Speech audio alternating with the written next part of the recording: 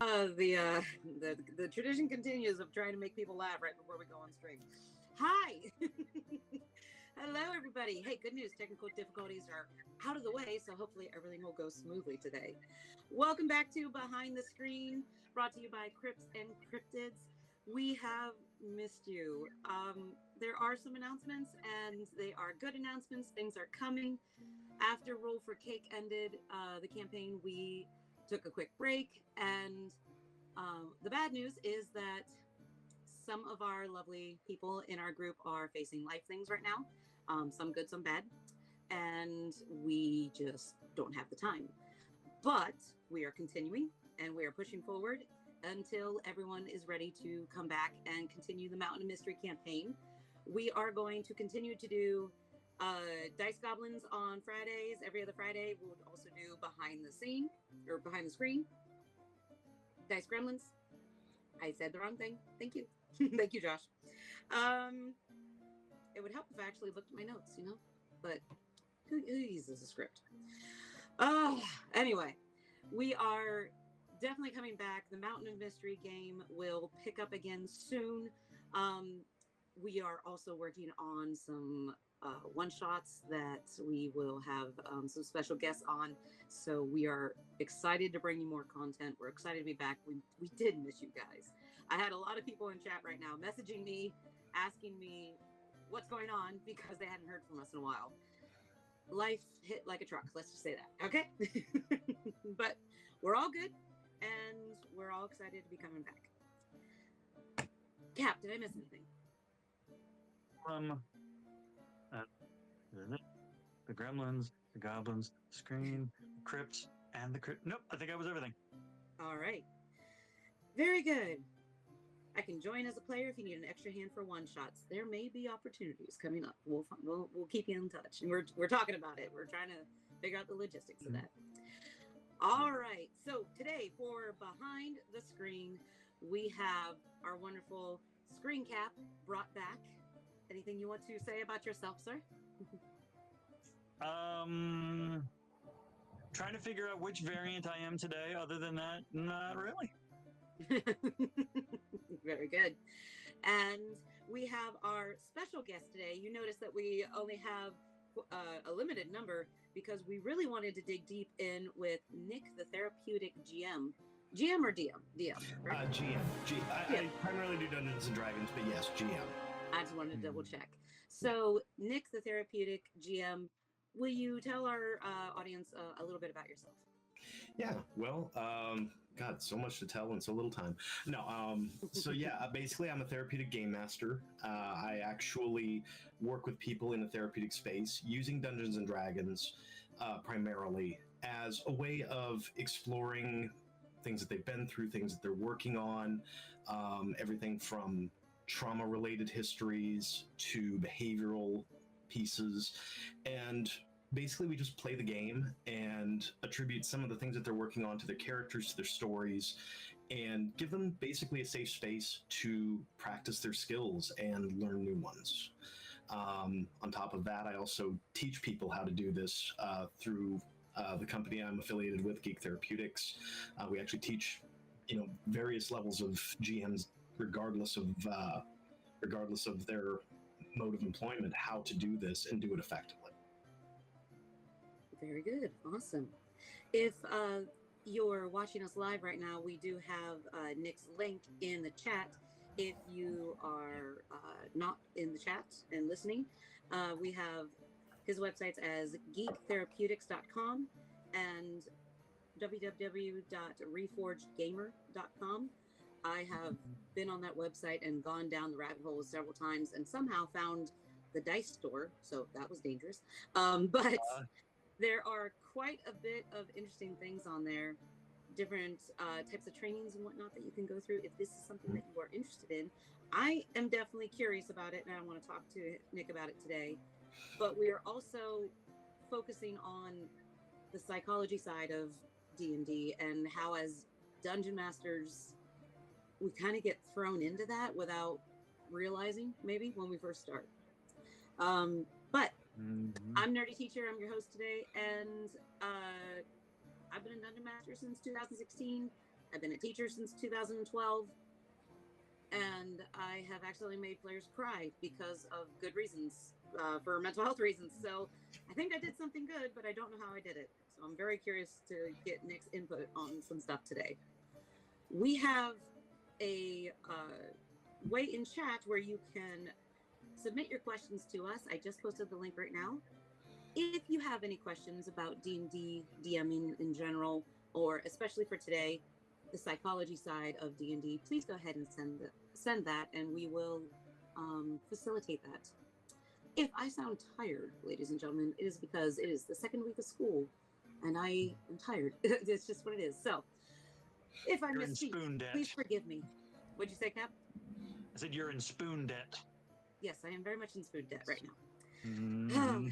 And Nick, are you aware of the spoon theory? Yes, the amount of spoons you have for the day is what you got, and sometimes you have a little, sometimes you got a lot. All right. See, folks, he knows what he's talking about. He knows about spoon theory. All right. Right. School starting before Labor Day should be illegal. Thank you. Yes. All right. Lady Cass says she's having trouble hearing. Lady Cass, could you tell us if you're having trouble hearing everybody or just me? And while that is happening, I'll start pulling up my questions. I'm quite a loudmouth, so. Yeah, and I tend to go a little quiet, especially when I've been teaching all day, so my voice is a little on the raw side. So if I need to speak up, just say something, it'll just get a little more crackly. Absolutely. Our lovely mod is reminding her that the volume button exists. Lady Cass, we love you. But chat, if anyone else is having trouble hearing us, please let us know. We do not hear ourselves, so please let us know if any of us are quiet. It is quiet. Okay, we got quiet. All right. We will get our mod on that, please, if you would, Josh. See if you can make us louder. I'd rather not shout and bother my husband who's in the other room. Mm-hmm. But he teases Lady Cass all the time. Yes, we know. All right, so while that is being facilitated, we are going to go ahead and move on to the first question that I want to ask Nick is, how did your career doing D&D and therapy start? How did all this come about? Okay, so a little bit of a preamble to this. So a few years ago, I was working on a floor level. In other words, I was working in group homes, supported apartments, just being a mental health support worker and training people to do that here up in Maine. And I've been a D&D player, tabletop RPG player for tons of years. And it just occurred to me one day, I remembered how good this had been for me, especially in my teen years, you know, kind of formulating who I was, helping me figure out some things. And I just came up with this crazy idea. What if we run a D&D group for some of the folks that live in these group homes? You know, they don't get to go out and do a lot. They don't have a lot of money to spend. This can be some great entertainment for them. And just, if nothing else, a social skills group, right? Getting together some of our more introverted people, get them doing something together. And so ran it through my clinicians. They agreed the idea was sound, ran it past my managers, who looked at me like I was batshit crazy. And then we went ahead and did it anyway. And ran it for a year. And it was very, very effective. It was very popular amongst a lot of our clients. And then I came across this site for Geek Therapeutics. And here's this training and how you can do this better. And I was like, well, damn, I'm already doing this. I may as well check this out. And quite frankly, they offer continuing education hours through their courses, which I needed for my licensure. So it's like, okay, 2-for-1 deal. I'll take that. And then, of course, was good enough to be able to sucker my job into paying for the class. So I go through and I do this training, and found that I really loved what they had to say. I loved the concepts behind it, and I asked, do you guys need a guest GM? Because during our classes, especially in the evenings, we usually have a guest GM most often in the middle of the class, kind of give the primary instructor a break, and they get to see a different style, different game. Mm-hmm. And so I asked if they, had anybody, if they needed some extra help with that. Next thing you know, our educational director is getting a hold of me and interviewing me in a situation not too dissimilar from this for the podcast that they were doing at the time. and come to find out it was a job interview. And so I started doing it as a side gig for about a year and a half. And then the head of the company, Dr. Bean, along with the educational director, got a hold of me and just said, hey, we really love what you're doing. The classes are going great. We get all these great reviews. We'd like you to come on full time. And so started doing that. And then we started up Reforged here earlier this year and started taking in people for therapeutic groups. And it just kind of evolved into this full-time deal. That's awesome. Okay. Wow.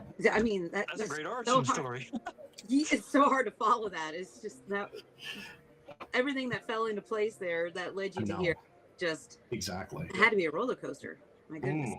And you said that happened like a year and a half ago, so this is still pretty recent. Well, I mean so it was a year and a half ago or so, almost 2 years, I guess, actually doing the side gig. So actually, I guess it was 2.5 years. Forgive me, I'm at middle age at this point. Years kind of dissipate into the ether. Yeah, welcome to your future. We're in the after times. Time is squishy anyway. Yeah, well, welcome to your future. But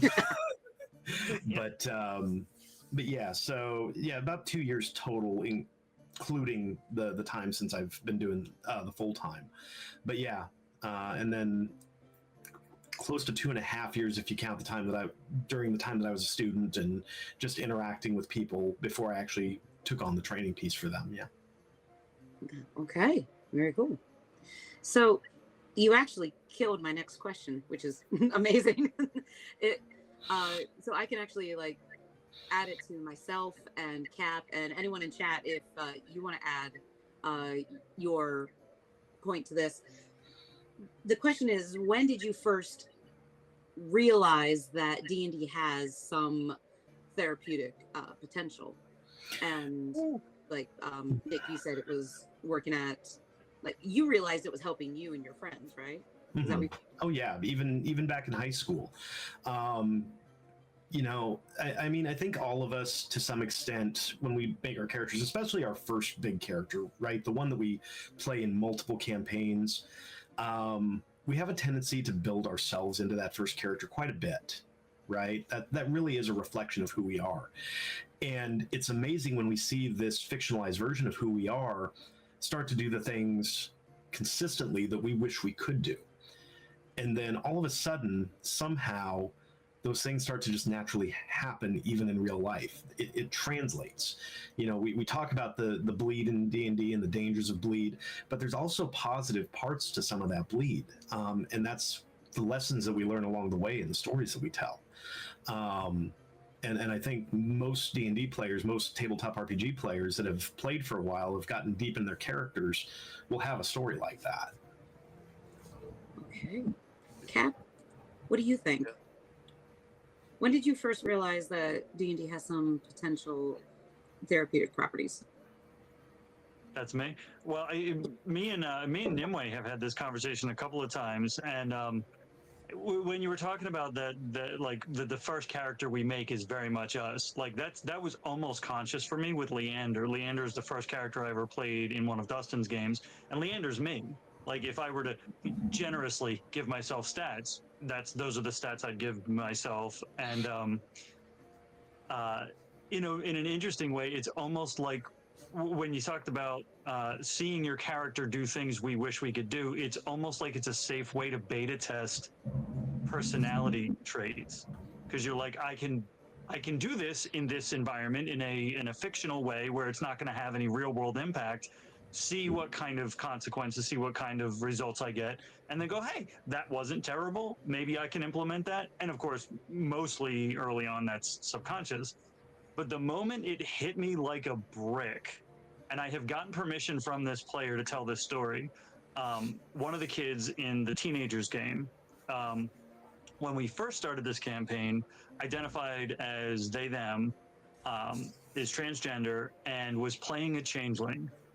Mm-hmm. And I kind of had a very vague sense of playing a changeling, someone who can shift between, there's a lot of fluidity there. And in the fictional sense, there's the physical fluidity that represents the emotional and the psychological fluidity. And then played that character for a few months, and then hit a point where in the game, I don't know how I can say, deliberately unalived the character as a character action in the game. And that night, we rolled up a new character, and the character was male, Shatterkai, not changeling, not gender fluid, male. And then very soon after that, as we were talking players and family and everything, found out and we're discussing that this player had, I don't like the, had settled, and I try to be careful with that term, but had like gender wise had settled into he him, and since then identifies as male. And it hit me like rocks falling and everyone dying that this player had very much been working through this gender identity journey, and as a changeling then transitioning player or character wise into a male character. And I was like, oh, that's what that self-unaliving character moment was this player putting that piece of himself to rest. And I discussed it with him later, and he just stared at me, and I was like, because I felt like it was on purpose. I was like, oh, is this like this what you did? And he just stared at me, and he was like, I didn't think about any of that. I was like, oh, so okay, so we just jumped ahead in some stuff, but like it was unavoidable after that. And then that was the moment where I started paying more attention to it, because I was like, oh, this was happening when none of us were really paying attention. So now going forward, in a way to facilitate it, to keep it safe, and to help that journey. Our character actions, maybe not as extreme as self-unaliving, but our character actions really good indicators of things that might be going on in a person's life, do you think, Nick? Ooh. I'm going to say it's possible. And granted, definitely that story, clearly there was some undertones to that. Thankfully, the way that story was going, I was a little concerned at first how that was going to turn out. But yeah, no, there certainly can be. But you were very much right on one thing there, Cap, is this really is a space where people can test themselves, see what works, see what doesn't. Remember all those times playing as kids, we wish we had that do-over button we call do-over? That, when we use D&D intentionally this way, basically that's what we're doing. We're giving ourselves permission to have a do-over button, because we can do literally whatever we want within this world space, and it has no real world consequences, as you pointed out. So basically, if it does go bad, oops, do-over. Try again. Right. We don't get that option a lot of times in real life. So by doing it in that space, working on those things in that space, people really can see what does work, what doesn't work, and what works best for them. I like that.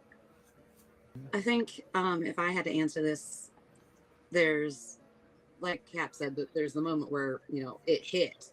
And then there was the moment where maybe I started to think about it.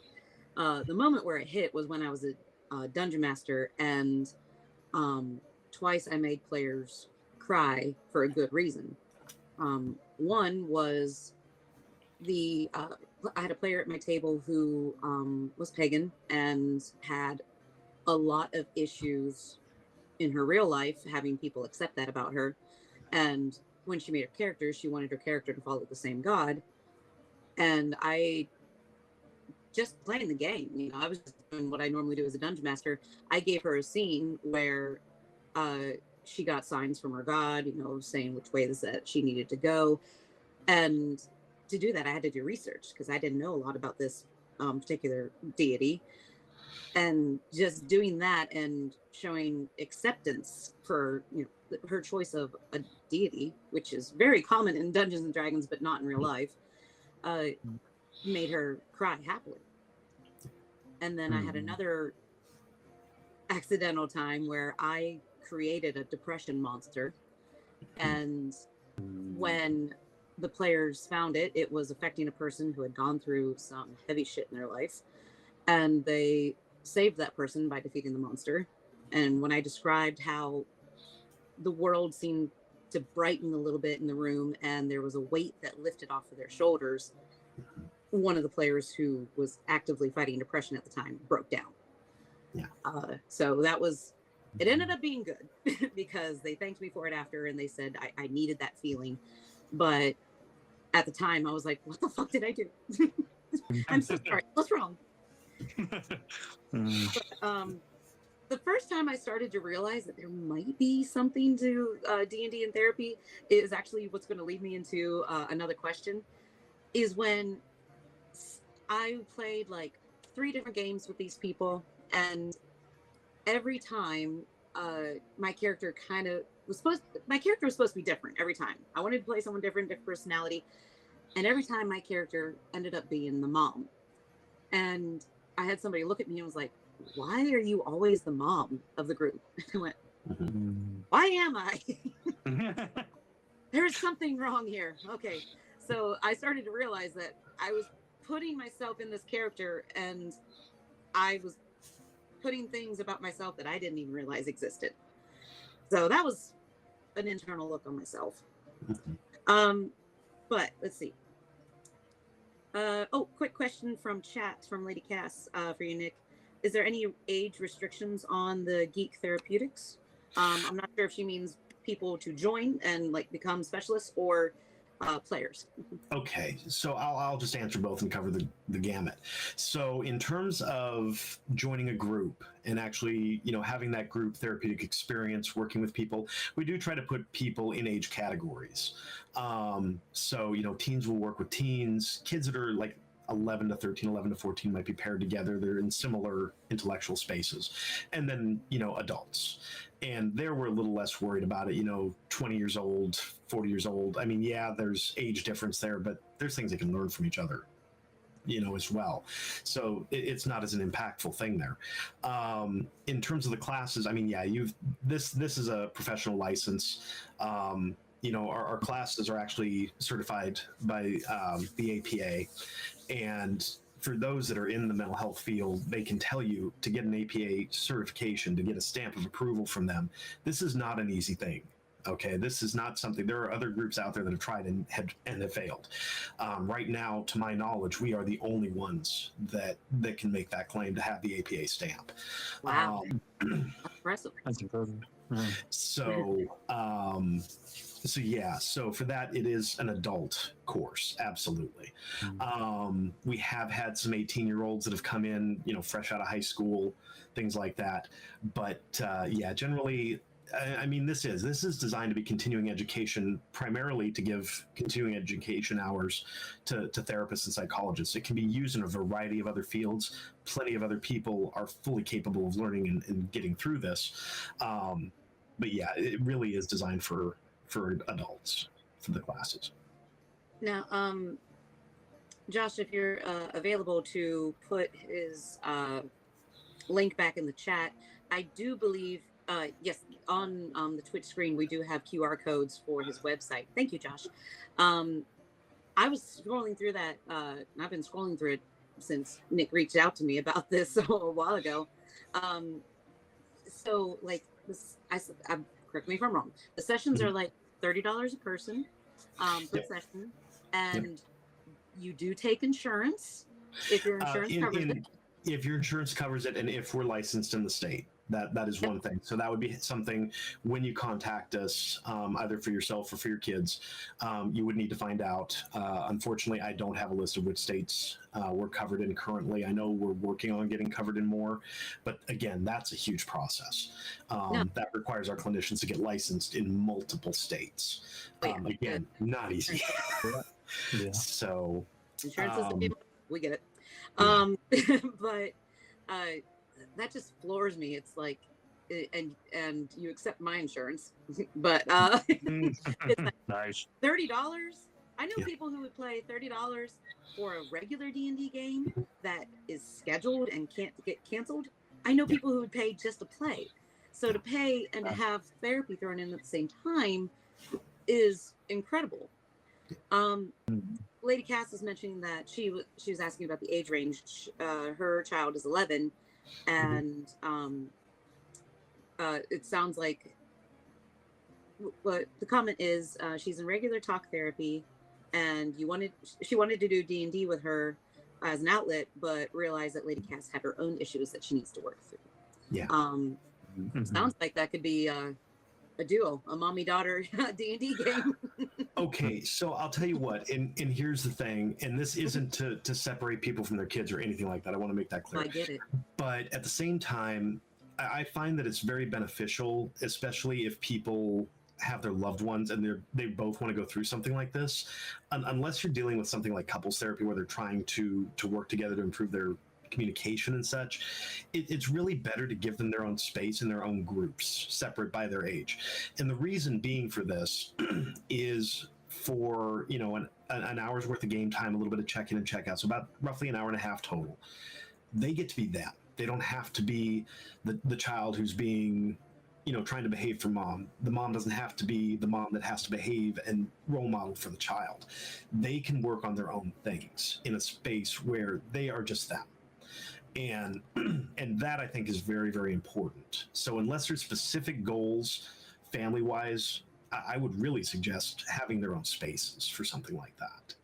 Oh, and I can totally understand, because I remember being 11 and 12 years old and never wanting to do anything with my parents. So hopefully, Lady Cat, you know, your daughter still wants to be around you. I know I was a little shit when I was a preteen, so sorry, Mom.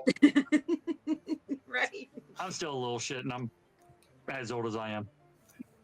I'm 46, and I plan to die a little shit. So I'm 43, and people don't guess that, but yeah. Yeah. Now, the old man of our group that we love. That's right. Yeah, that's literally why my character's last name is Oldman, for that reason specifically. Nice. Yeah. All right. This kind of goes along with what Lady Cass just brought up. Little shits unite. I need a sticker of that. How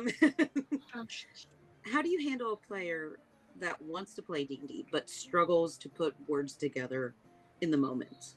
Okay, so there's a lot of ways you can handle this. First, I find that people who have struggles with putting their words together, a lot of times this can be anxiety or just issues being around new people. There's a lot of different things that can lead to somebody being tongue-tied and not having the ability to speak. And I've seen this in some of my groups. So the first thing is just to let them feel welcome. Let them speak when they are ready to speak. And so my groups, I typically run through Zoom, right? So we have a chat feature. And you know what? Maybe for right now, their character has a backstory where they aren't able to speak, but they can talk telepathically. They can type out what they need to say in the chat. Give them the space to communicate in a way that's safe for them, that they feel comfortable with, and let the words come later. And, you know, especially if they get to a place where they look at you and say, you know, I think I'm really ready to get into this and really start talking. Okay, cool. Let's make a side quest of this and make this about finding your voice. Mm-hmm. You know, find the magic item, and it's your voice, and that all made it cool. Yeah. That sounds awesome. It's interesting you use that in a fictional context, because I know I have friends that we have specifically where we're having a verbal conversation and a text conversation at the same time, with this understanding that there are certain things I would like. Obviously, I want to communicate to you, but my voice won't carry them, and so I need to put it into text. Mm-hmm. Even though it's part of the same conversation happening at the same time. Mm-hmm. And I've also, and because my daughter is shy, introverted, and doesn't necessarily struggle with RP, but is not terribly interested in RP. And so one of the ways that we've sort of talked about that is that because D&D is sort of a two-leveled thing, there's the player level and there's the character level, that at the player level, you can narrate, this is what my character is saying. So you don't necessarily have to articulate what your character is saying as dialogue. You can just explain. In this moment, my character wants to explain X, Y, and Z, and not have to feel like, well, I need to do that at the character level and say it the way my character is going to say it. So in an interesting way, it gives the player control over something where in a social situation, it would be very odd to say to somebody, I want to explain X, Y, and Z, because you're expected to just be a person. But you can sort of, because you've got that level of separation, you've got extra control in how you explain something happening. Okay. Dang. I suddenly don't feel like the smart one in the room. You guys are sound smart. I can fake it pretty darn well. IRP a smart guy. It's all LARP. Fake it till you make it, right? Right. Yeah, exactly. 100%. Man, all I can think of is if I'm like in my classroom and I have, a kid that struggles to talk. The only thing that, I can really do when they need to tell me something in that moment and they're tongue tied is just wait and let them. And if I had somebody at my table that was like that, I would probably just be extremely patient and make sure all the other players are aware. They may need a second. They may take a whole minute. It's okay. We're going to, allow them to have that time. Yeah, absolutely. And on a different note, just having a chat running during a game is also fun. I did it once where I was playing a game online, and during a battle, while we were patiently waiting for everybody to go and do their turn, the Discord chat was erupting in a conversation that was hilarious. Just one-liners after one-liners, just going back and forth, either praising a player or, teasing them. And that made the battle a lot more interesting because we could continue talking, but we didn't have to say anything out loud. So maybe encouraging a chat in your game might be good. And then again, they are 11, so maybe their chat, their typing, their writing isn't the strongest. I teach 11-year-olds. Okay, their writing is not that great. Some of it is, but but a lot of times they're so creative. So maybe, yeah, I think chat would be a good addition to a game for that. Lady Cass says, I will be trying to get both her and me accounts for this. All right, sounds like you got two there today. Right, well, we'll be seeing you soon. Yeah. I'm also extremely curious at I'm curious in running the specialist portion myself, getting the training. It is an expense. It is, something to purchase because you're paying for essentially, education. But just even if I only used it in my own campaigns, I feel like it would make me a better DM, make me a better friend, maybe make me a better teacher. It's never a bad thing to learn about how to handle mental health and things like that. So no. Right. And just to let you guys know too, and sorry, shameless plug, no, but go for it. but we are actually having a back to school sale now. So I can actually give you the code. It's B2S20 is B2S20.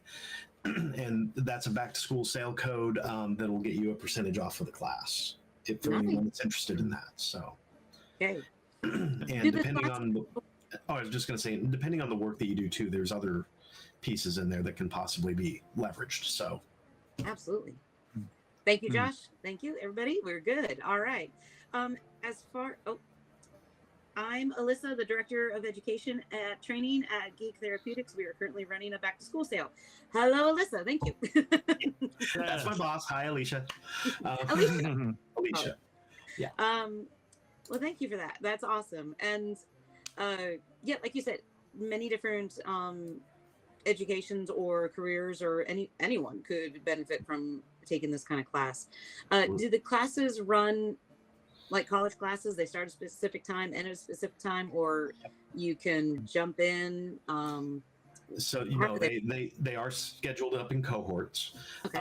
Usually the cohorts we have had a few smaller groups at request. Typically we try to keep them around 5 or 6, so about the appropriate number for a D&D group, right? Okay. And basically what we do is there are 2 portions to it. There are online video pieces, and that's what fuels direct education and testing.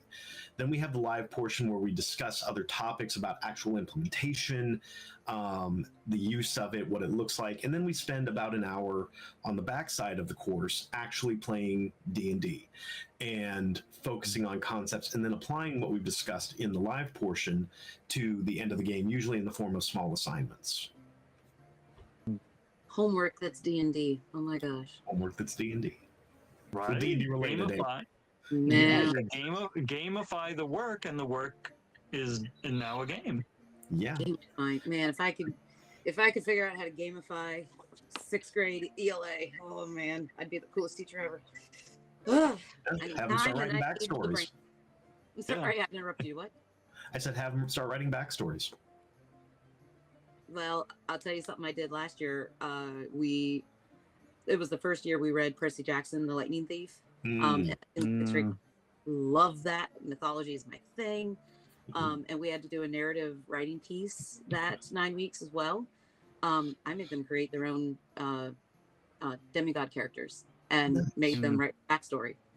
Nice. And some of them, of course, were just funny, and some of them, they put in as minimal effort as they needed. But man, some of them, I was like, can I borrow this for my D&D game? Because that was a good idea. Yeah. You have now identified your future D&D players. That's a good. That's a good screening process. Out like the first 2 days of school, it's like, yep, you'd be a good D&D player. All right. So that is absolutely interesting. And again, for anyone who's joining us half an hour in here, we are talking to Nick, the therapeutic GM, and we have Screen Cap in here as well, and we are talking about psychology in D&D. And one of the questions that got asked is, what are your thoughts on? We mentioned this a little bit earlier. What are your thoughts on characters that have our personality traits in them? And I guess this is kind of like aimed at me. If we are accidentally putting the same traits in them, what does that mean? So like me always being the mom character, is that something that could be addressed or through D&D? It's like, what's your experience with that, and what are your thoughts on that, I guess? So I'm not going to go too in depth into this, but because I could spend about 45 minutes just talking on this particular subject. But here's the thing. It doesn't matter how much you try to divorce yourself from your character to make them completely not you. A part of you is always going to be in there. And the reason being is it's your imagination, it's your thought process that is building this character. It doesn't matter if you're creating the most evil character possible. You're pulling from some of the darker sides of who you are to create that. This is your imagination feeding this character build. So the idea that this is somehow a bad thing, that you're interjecting yourself into this character, is really a non-starter, because you always do in some form or fashion. It's just the method in which you do it and what the intentional focus is. And that's part of what we talk about in our classes, are the different types of characters. And generally there's really only about 5 types of versions of ourselves that go into these characters. So that itself is not a problem. Okay, because that's how we connect to them. This is why when we build a character and something serious happens, they die, they go through a trauma, that's why that hits us the way that it does. You're never going to divorce yourself from that fully, not completely. So yeah, that's not even the beginning of a problem. That is actually recognizing the connection that makes this such a powerful tool. Me and Em had just talked about, me and Nimue had just talked about, we've been doing a podcast. We've just sort of been pre-recording some episodes that have them in the can, and we were talking about, and all of this with the preface that I have no training in psychology. This is all sort of theoretical reading, and my training was mostly my degrees are in English literature. I did have some training in education, but I did not finish that degree. But we were talking about the notion of the self, and I visualize it as a solar system. That you have the star at the center, which is the core elements of your personality, and then you have the planets that orbit that, which are sort of your functions, like I am husband, I am father, I am my work self, and these are the things I am sometimes, but they're part of the solar system. And then we were talking specifically about how like we'll get hyperfixations, and that'll be this comet that streaks through the solar system for an amount of time. So it is part of the system, but then eventually it can pass out. Sometimes it gets caught up in the gravity well and it becomes part of the solar system permanently. And so the idea that like you always sort of accidentally wind up playing the mom character, to me in that scenario sort of indicates that's part of the star at the center of the solar system. That's a core piece of your personality that always finds its way into the characters versus some other traits that you might put into them, which become the planets, which you can put a planet that is part of you, or you can put a planet that isn't part of you, or a comet coming through that isn't necessarily part of a function that you serve in your real life, that is a function that this character serves in their fictional life. Yeah, I would agree. That's a great analogy. Yeah, that it's amazing. I know Nimue was physics of psychology. I know Nimue was eavesdropping earlier. I think she might still be. I made a mistake inviting both of you in here at the same time because I'm feeling I'm feeling more and more tired as I go through. Not because you're tiring me, but just because my brain is not keeping up today. That was amazing, Cap. I love it. And thank you. Yeah, I think that if you put something of yourself in your characters, or something's coming up again and again and again, like for me, it was, the mom thing. If you notice that and you don't like what's coming up again and again and again, then that is definitely a red flag that needs to be addressed, either through therapy, discussion with a friend or a trusted one. But yeah, if your characters continually are dicks, then okay, something's up. Yeah. Okay. Or even certain behaviors. We all laugh and make jokes about the murder hobos that go around, killing every village they come across. But there's a violent pattern there. Now, not to say that every person that does that is violent. Sometimes people are just getting out their frustrations and they go that route. But if somebody is consistently pushing that narrative, there might be some concerns. There might be some questions to check in and say, hey, are you all right? What's going on here? But yeah, sorry, I didn't mean to stick on a point too long. No, you're fine. Well, and on the flip side, like I've noticed several of my characters have, eventually it comes out, depending on how long I play them, a very self-sacrificial attitude where they're going into a big battle and my character is thinking, if I have to sacrifice myself to save everybody else, that's a trade I'm willing to make.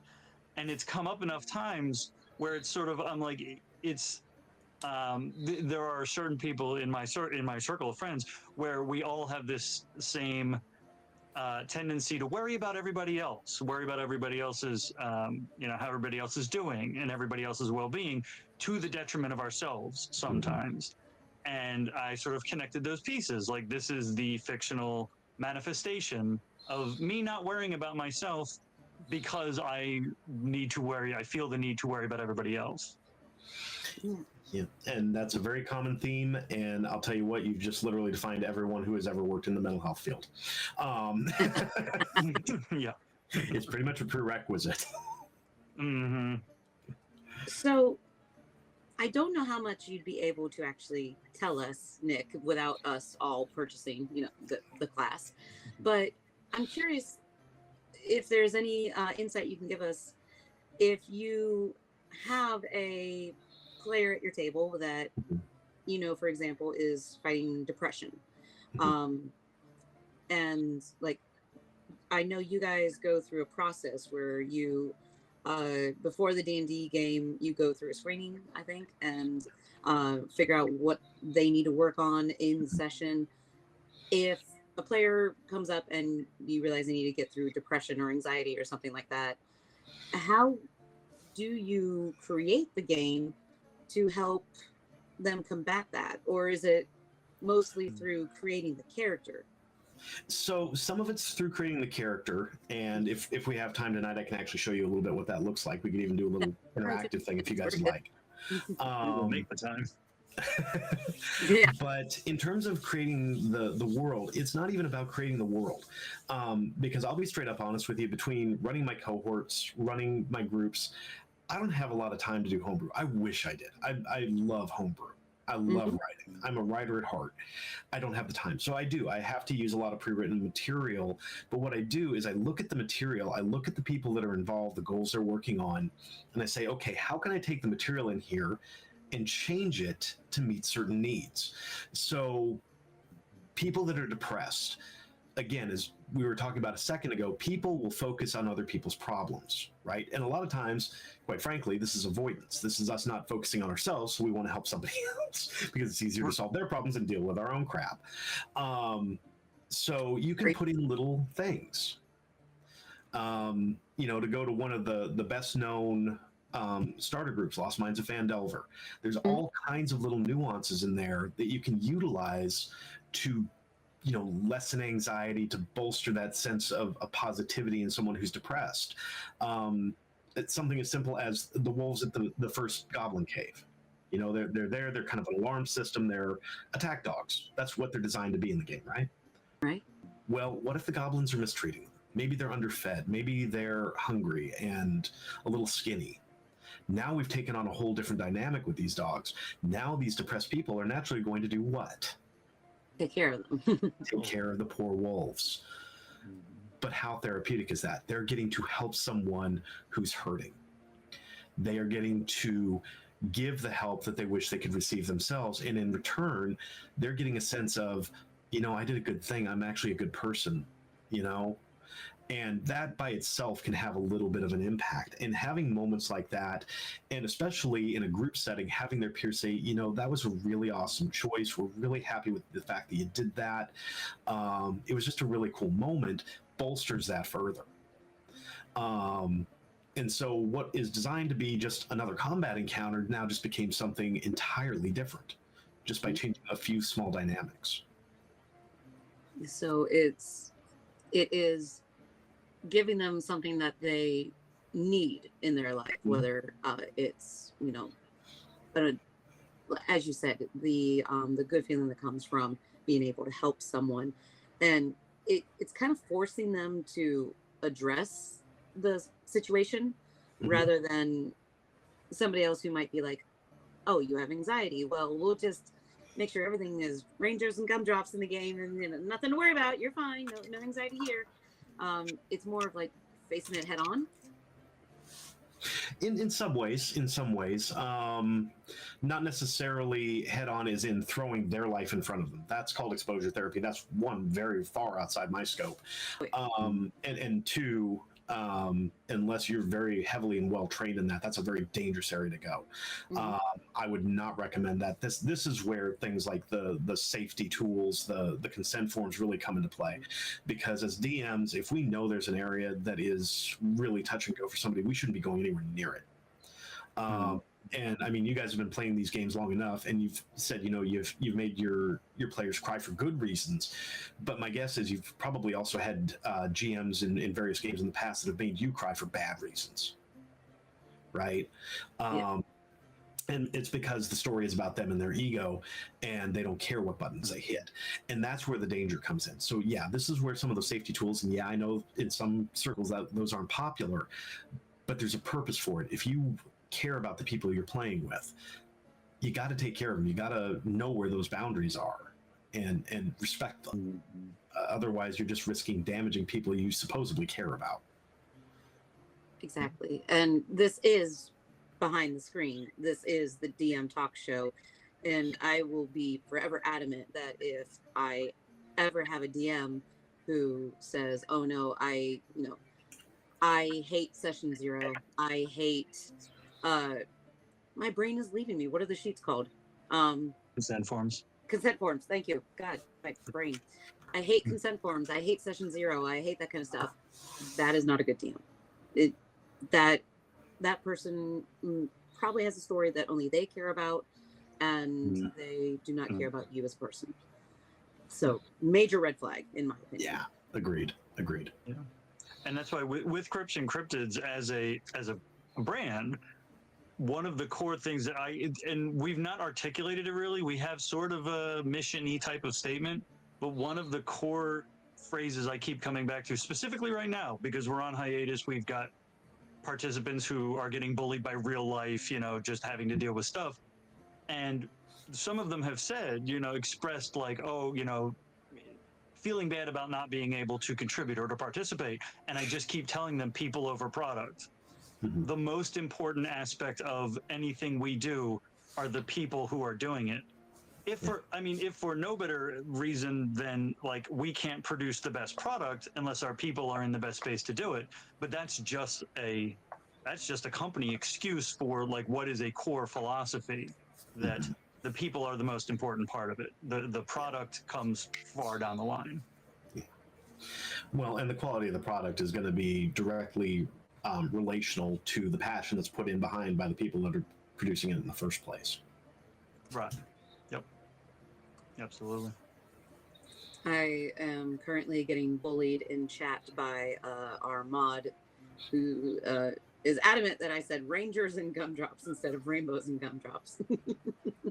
So I'm tired. Another potential mini campaign title is what I'm hearing.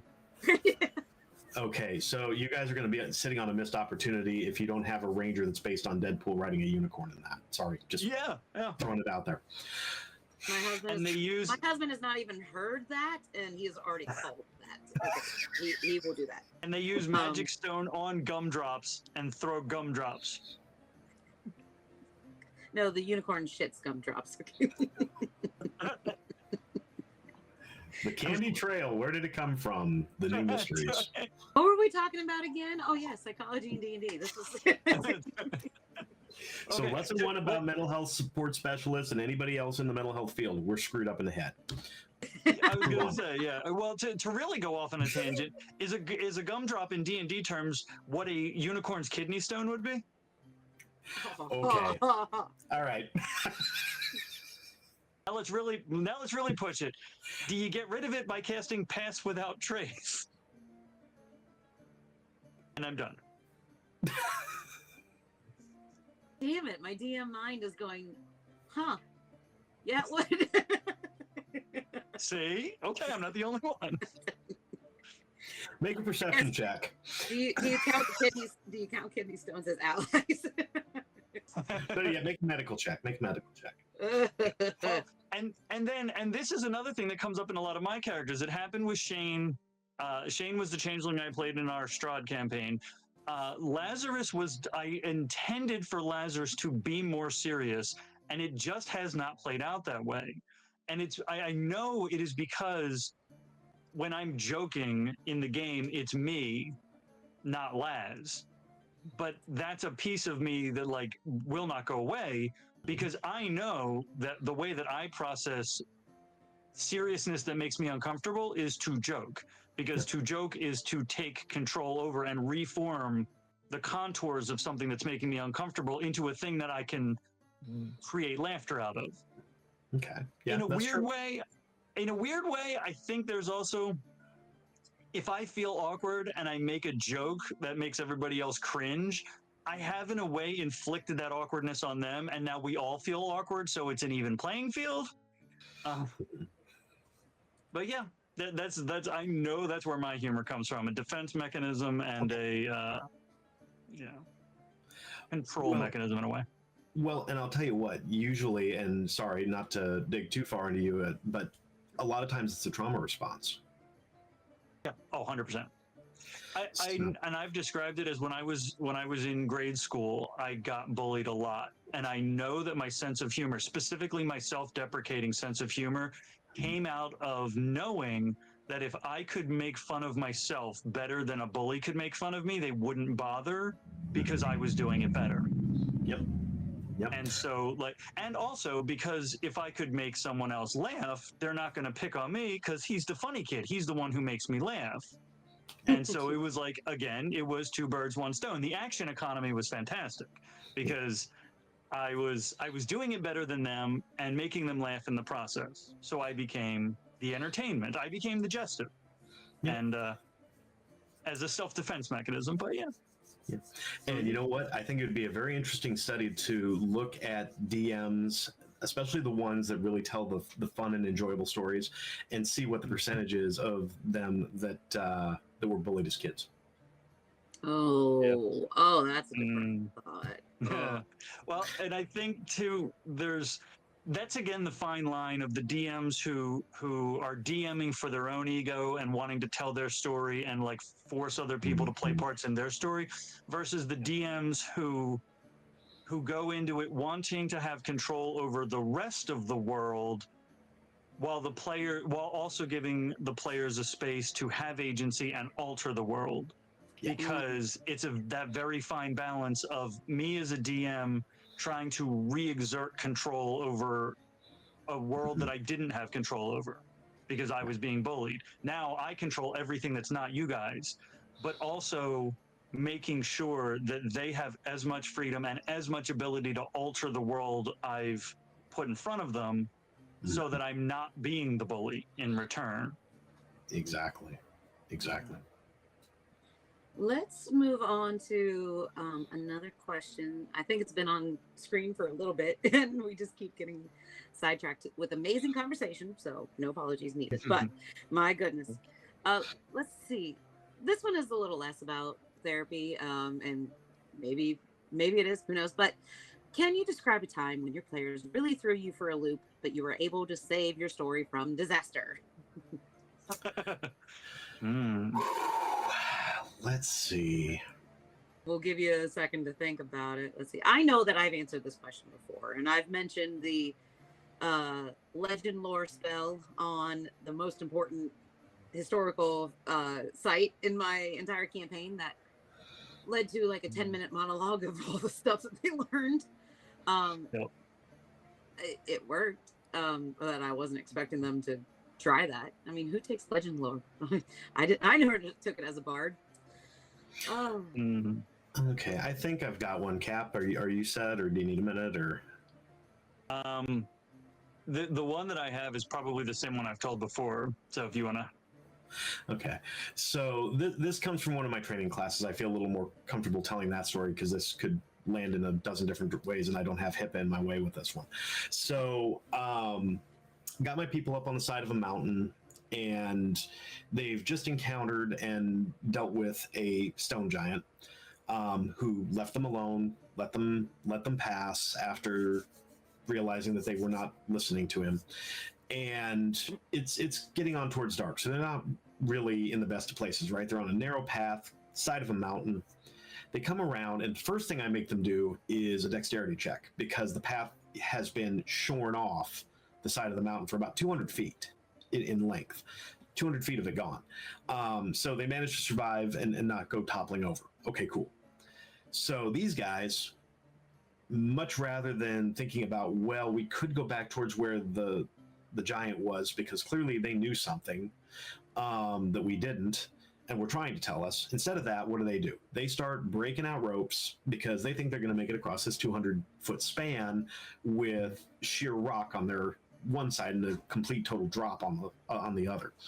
And to their credit, they started rolling some crazy numbers. I mean, we were seeing 18s, 19s, a couple of nat 20s, getting people tied off, getting people across, everything else. I'm making this thing as difficult as I can, and they're giving me nothing but wins. Until the last two people start to try to cross, which of course are the wizard. Oh no. And the sorcerer. Don't leave them last. Right?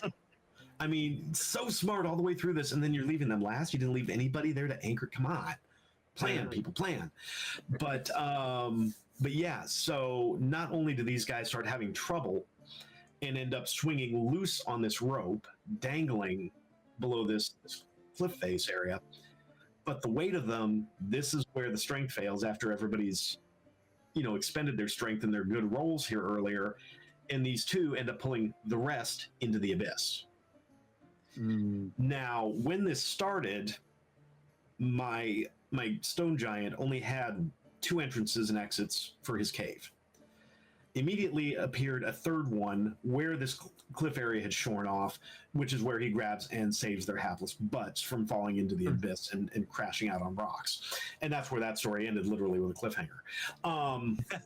I let the giant dangle them there for the rest of the session because they bloody well earned it. Yeah. I'm a nice GM. I'll save them, but I'm going to make them think about their life choices. So yeah, that required some very fast peddling and use of roles and skills. Definitely threw me off my game. But generally speaking, most people tend to roll with the story with me, and I'm not sure what that is, but they do tend to. So it's a rare occurrence that I have to tap dance like that. Made you some magical fishing lures from the abyss. Okay, that's a comment. All right. They're beat. Chappie said you had one that you've shared before, but please go ahead. We love hearing these stories. Yeah, I probably have. I think I have, because this is the one.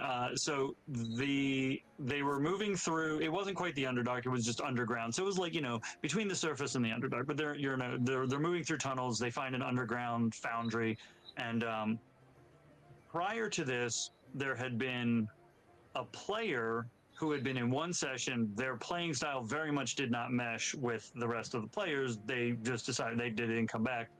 But that character was there, so that character was an NPC, and I had a way that I was going to have that character sacrifice themselves, and that occurred. So then that character was gone, but there was another character I had put there for one very specific reason, one very specific spell that they didn't end up needing. And so there now is this character who I'm like, okay, I need to, at some point, just write this character out. And I had a plan to do that. So the players get to this foundry, and they finish a battle with, I think it was orcs. Orcs or half orcs. And afterwards, they're looting, and the changeling character decides they're going to kill the NPC that I had said I'm going to write this character out. So they rolled well enough to get a chance to stab this character, who then turns invisible and flees, rolls a nat 20 for stealth. And I think, okay, this is they're going to let it sit here. This is fine. And the changeling decides to chase the invisible wizard out of the foundry back into basically the Underdark alone at level 3. And all the other players are like, we're not. So that's where the session ended, with that character, and again, this is the changeling who is the part of the other story. So like the erratic behavior now has a context in retrospect. But so then fortunately I had a week to plan. I'm like, okay, how am I gonna deal with this afterwards? Well, the way that the character had to go back went through the area where the other NPC had sacrificed themselves, and they had left the body there. So I created essentially a ghost specter, a phantom, that was going to be able, if it came to it, to attempt to possess the changeling, but they were going to encounter that NPC's spirit and basically give a chance to reconsider this course of action. That was how it ended up playing out. The player did decide to go back to the foundry and not chase after the invisible wizard they just stabbed. But this then caused me to change the whole context of like the big bad, because I had a very vague notion of things that were happening in the world. This was the moment when I learned that if you just let your players play, they will create their own big bad. And so now the invisible wizard who got stabbed and fled is now off making plans that are going to resonate much more with the players and with the characters because they know this is a consequence of their action, not just a thing that was happening that they just ran across. Awesome. I have one, and I think I've mentioned it before, but it goes along with the topic because I had a player who, she's also a teacher, and she came to D&D on Saturday and was drained, tired, like tired of the drama, tired of all the anxiety and pressure of being a teacher. And she wanted to play D&D, but she also was like, I really hope that this is just like an easy session because I just need an outlet right now. Mm-hmm. And it just so happened that they were like in the middle of a big situation. So I was like, we'll see. The previous session, they have an NPC friend who was possessed by an evil deity, the God of Blades, as they called him, and he always followed by the rules of a duel. He would challenge you to a duel, typically win, and whenever he would win, he would get something like your soul, blah blah blah, you know, typical evil god stuff. Well, under the possession of this evil deity, the NPC seeks out the party. The NPC, I'm rolling at the table like every so often to see if he gains control back. And he finally succeeds. The party gets to talk to him, finds out what's happening, ties him up like immediately, like bound and gagged. It's like, just in case. Sorry, friend, just in case the, you know, evil deity comes back. And that's where they ended the session because they had to figure out what to do. And we came back and she's just trained, you know, I feel bad, but it's like, you got an evil god tied up. Something's going to happen. All right. So they ended up making a deal with this deity saying, you're going to fight all of us. If you win, you get all of our souls. If you lose, you're going to be sent to another realm. And the deity agrees. And they get ready to start fighting. And I, as the DM, am going, who's going to untie him? And my husband, who's sitting on my right, leans in and goes, that wasn't part of the deal. And so I have 5 players who are just wailing on this evil deity. And I'm using all of their actions and legendary actions to try and break free. And I can't roll above a freaking 4. And in 2 rounds, they kill a god. And my friend, we were going to something after we had plans after the game. She was just talking the entire car ride about, oh my God, I needed that. That was so funny and so fun. And I'm like, internally, I'm like, I had so much planned and I'm kind of pissed, but I'm glad you're happy. Mm-hmm. Yeah. And that's that balance again of like, this is the thing I really wanted to do as a DM, but I'm going to let your enjoyment, I'm going to focus on your enjoyment. Yep.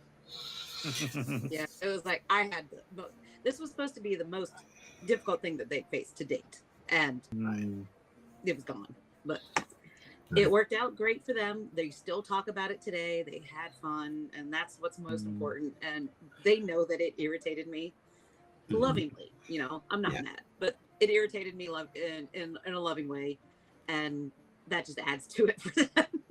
Well, and let me ask you though, your teacher friend, did they come back for another game? Oh, they always do. Yes. Yeah. Okay. So.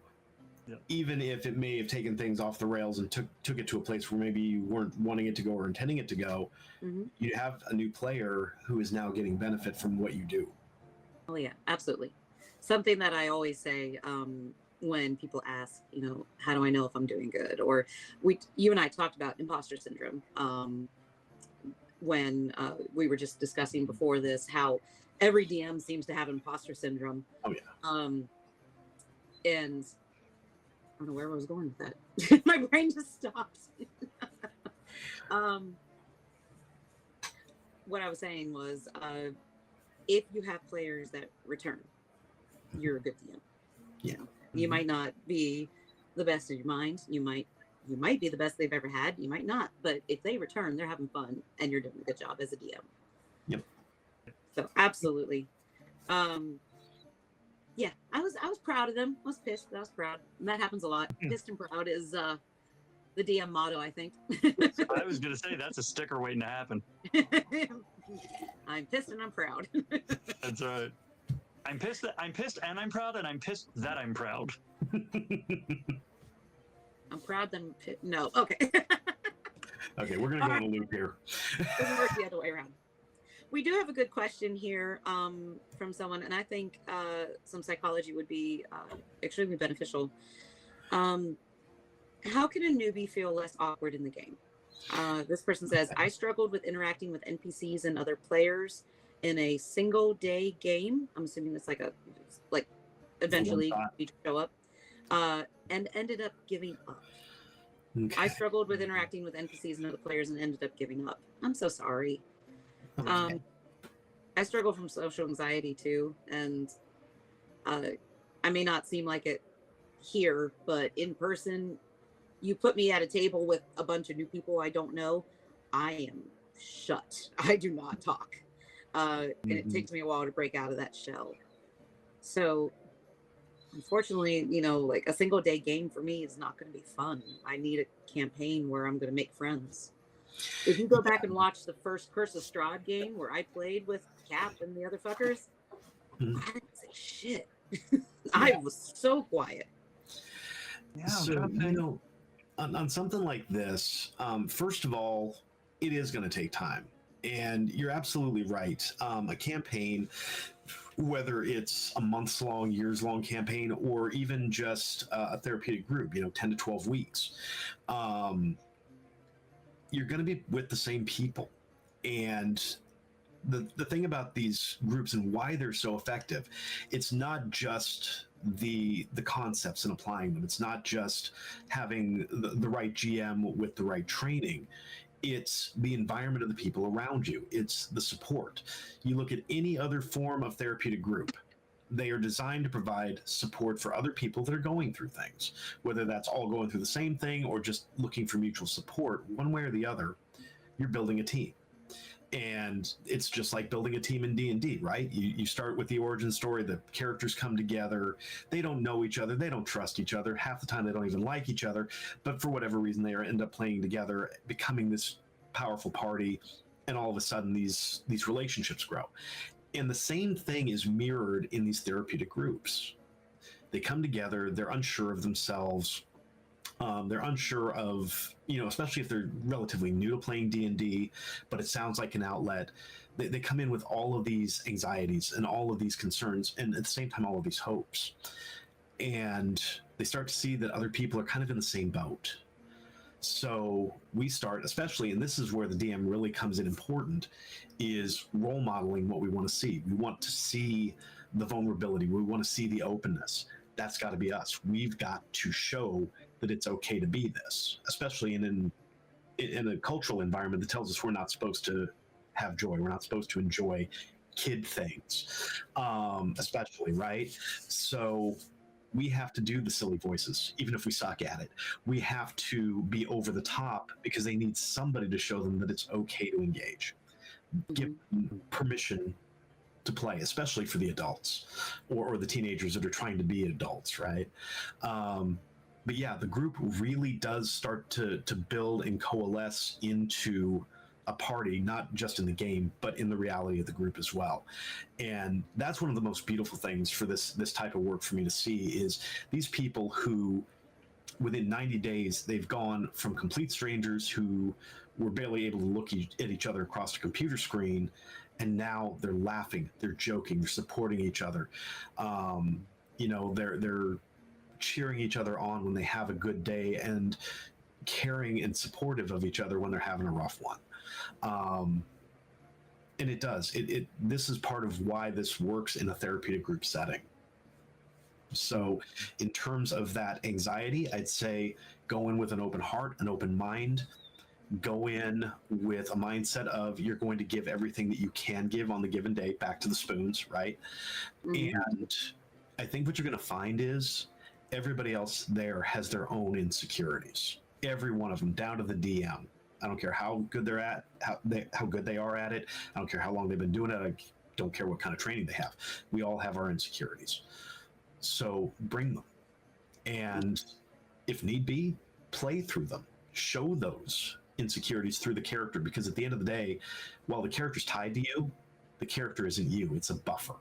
It's a way to externalize some of that stuff and let it breathe. Yeah.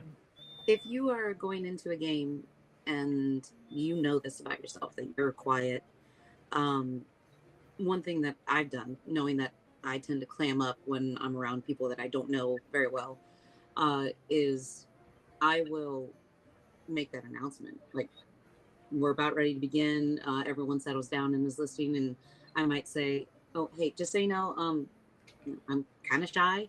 I will open up as soon as I get to know you guys, but please, talk to my character, or else I might, shut down." Or you could like secretly just tell the DM, like, "Hey, just if you see that I'm not talking, try to like work in a way for me to start talking. Just be honest and vulnerable, because that's the only way that you're going to get through what you want, to get through to them and let them know, because otherwise they might just think that you're not enjoying the game, and or you're being a jerk. Sometimes when you're too quiet, we can come off the wrong way. But if we're just honest and like, "Hey, I'm shy, if I'm quiet, talk to me, or I'll get better as the game goes on." But single session game for social anxiety people can be difficult. Yeah. Cap, do you have anything to add to that? I feel like in the vein of being able of being able to do things in a fictional setting you cannot do in reality. On a linguistic level, the idea of having meta narratives, where in reality you can't just look at somebody and say, "I want to have a conversation about," like you can, but like when you're having a conversation with a person, you're talking about a thing versus like narrating, like, "This is the conversation I want to have." So as a player with anxiety about interacting with NPCs in your character, it may be easier to play at the player level first. So when the DM is describing this NPC, saying to the DM, "My character would like to ask them this," rather than talking to the DM as the character. And so then you're engaging with the fictional world from a safe distance. Your character is like, you can almost in a way externalize the anxiety from yourself into the character. The character is anxious. I'm just telling you what the character wants to achieve, because the DM, like the player, we describe what we do, and then the DM tells us how it changes the world. There's no rule about how you have to describe what you want to do. So you could tell the DM, "My character wants to get a piece of information. My character wants to ask this NPC a question." And if the DM understands you're having anxiety about actually doing it in the first person, then the DM can say, "Okay, then you walk up to this character and you ask a question. What piece of information do you want?" And you tell them, "My character wants this information." Now you roll your persuasion check. So you don't have to do it in the first person at the character level. You can do it from that safe distance and let your character deal with the anxiety. Chat is commenting about a whistling noise. They think it's a puppy whining. Is that potentially your German Shepherd puppy? Not over here. I've got the door shut. Okay, it might be like wind blowing through a window or something. But they thought it sounded like a puppy whining, and they wanted to double check. And Teeny has requested puppy text, so I have to go over here real quick. But I will continue talking as we do so. Let's see. But let's see. Got to give Teeny her puppy text. There we go. There's the babies. Yeah. Oh, I think she's sleeping. Yep, definitely. She's kicking in her sleep. So we have another interesting question that I think will definitely have something to do with psychology. I'm curious what Nick's going to say to this. The question is, what's the deal with emotional support characters? Emotional support characters. Okay, so let's get a definition on that, because that can take a whole lot of different contexts. I mean, yeah, we've got I've got my emotional support cup, and these cups that have texture, I don't know, they just hit the right feels, I guess. Okay. This is my emotional support shirt because Gilmore is my emotional support character. I absolutely adore that character in campaign 1 of Critical Role. I have like 10 of these shirts. I'm a little addicted to them. But what is an emotional support character then? That's what I consider an emotional support character. Someone you turn to make you feel all warm and fuzzy inside. Okay, all right. So we'll go off that definition for now, and then if they have a different way of they're looking at it. So basically, you're talking about a particular character that just makes you feel safe, comfortable, things like that. Okay. Mm-hmm. So really, this actually takes me back to a really old concept where people talk about the books that they've read, the characters that they've gotten to know.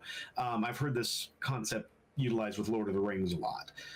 Like when you go back and you read the book, it's like you're with an old friend. There's a reason you go back and rewatch some of the same old shows. And a lot of times what this is a form of basically just treating a little bit of anxiety and or depression, really, because one, it's a comfortable thing. You know what's going to happen. Right? You know how the character behaves. You know what to expect of them. You know what their story arc is. So this is a character that you have some type of connection with, whether it's similarities in a backstory, or maybe there's somebody you look up to. But really, what they are is just a sense of safety. It's somebody that you know, that you care about, that you feel like you would be friends with, that you would go have a beer with, that if they were a real person and you called them, they would be that person that shows up at 2 a.m. And especially for some of us that are a little more on the introverted side and maybe do have a much smaller circle, let's face it, for those of us that sit in that particular lane, that's usually a thin number of people. Right? So it's a way for us to feel like we have maybe something that maybe currently we don't, to some degree. And that's what I would look at and see there. And it's not by any means a bad thing. Because I think we do. We all do that. We all have nostalgia things that we watch and read. I know people that have multiple copies of the same book because of how deep a story has touched them. So that's how I would answer that. I gotta piggyback off of that, and then I definitely want to hear Cap, because as an author, Cap, I'm curious how emotional support characters affect you. But I gotta say, one, chat, if you got an emotional support character like that, name it. I'm curious. But I think you're absolutely right, because like I was telling Lady Cass in chat, I have Gilmore's his figurine that Critical Role was selling. I have his bathrobe.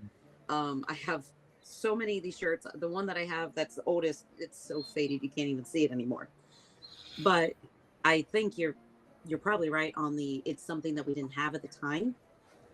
When I discovered Critical Role, it was like the lowest point of my life. Now, I was married and I had a job and everything was great, but my job was stressful as hell. I was driving an hour and a half to work and home. I was just at a low point. And then I discovered Critical Role and started listening to the podcast in the morning to listen to the episodes. And it was like having a friend group that I could look forward to hanging out with on my way home. And that really gave me something to look forward to.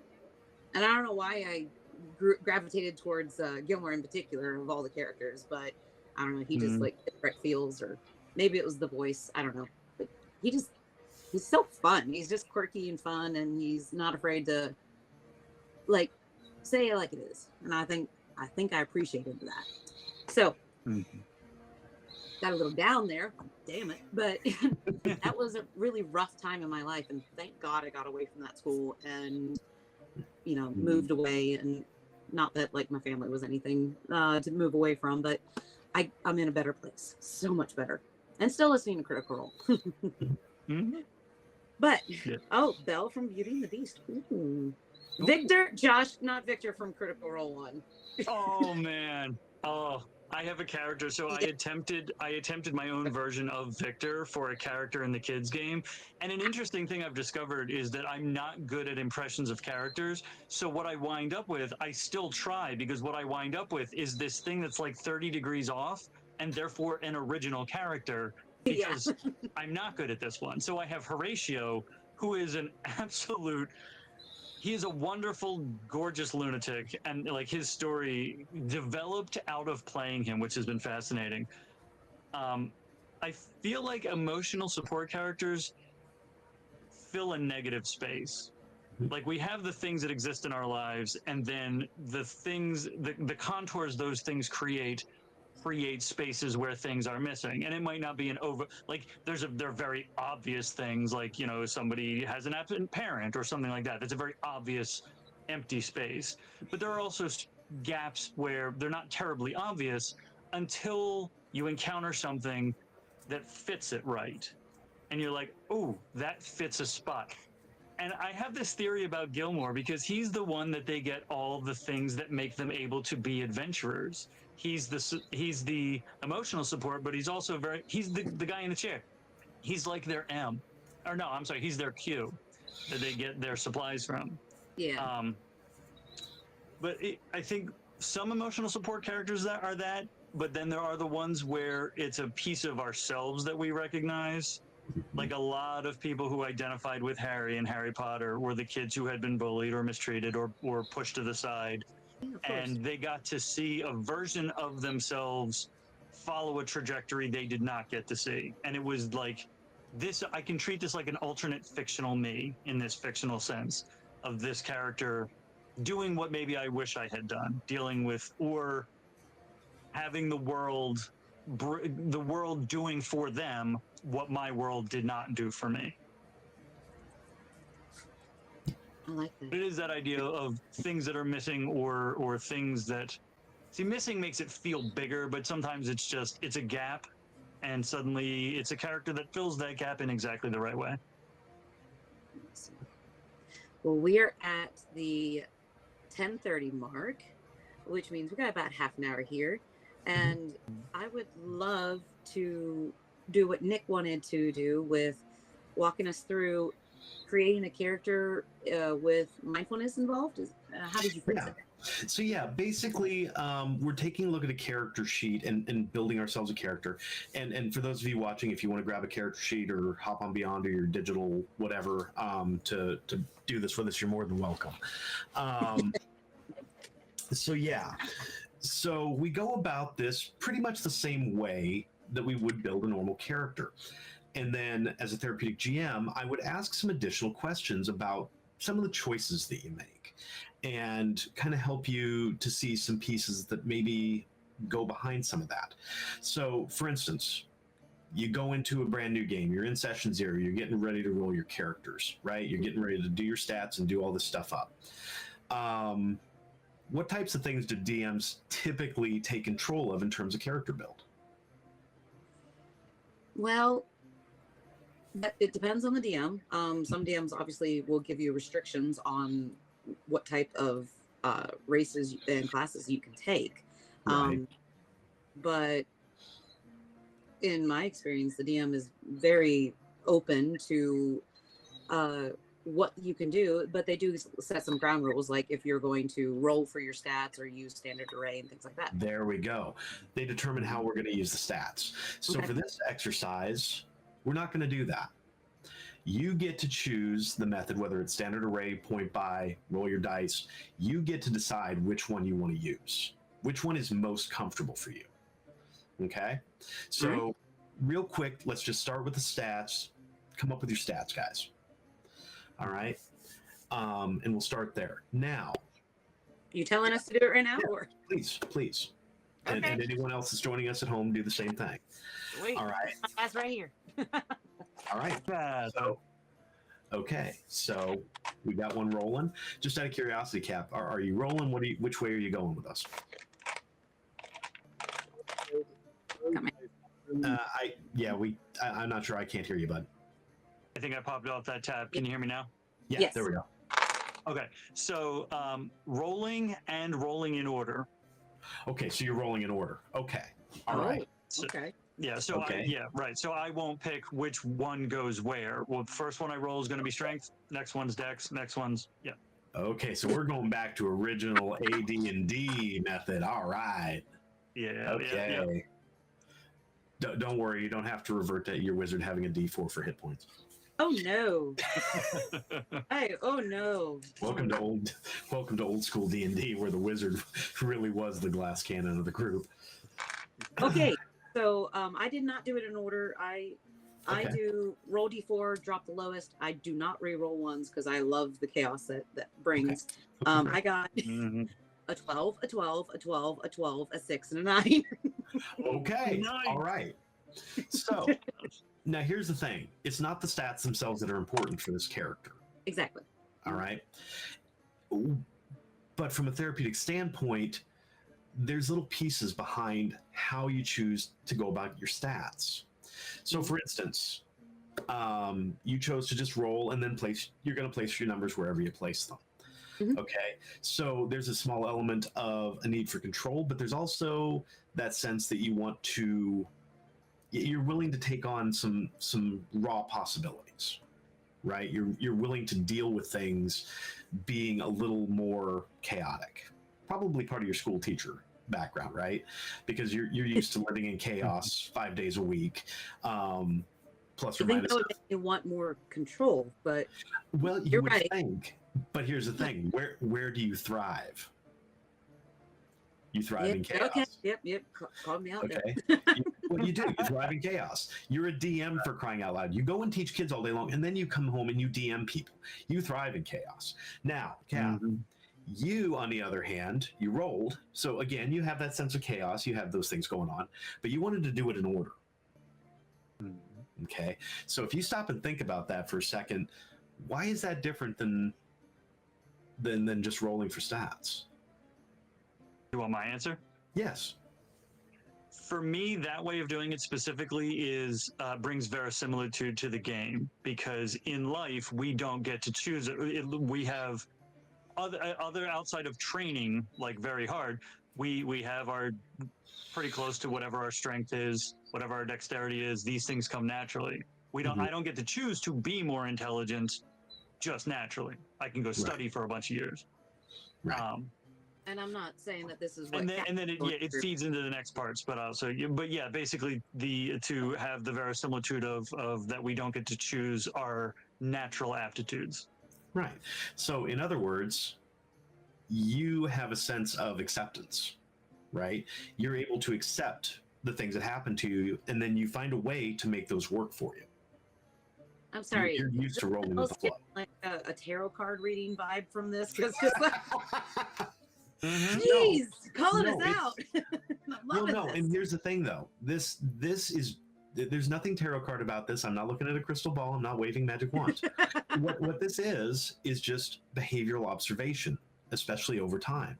Now, if we were to apply this to the other two, what does it say about somebody who's constantly focused on point buy? They want greater control. Less chaos. They want a narrower possibility of experience and more ability to control how it falls. Yeah. And let's face it, who often are the people who are charging after control? The ones that don't have it.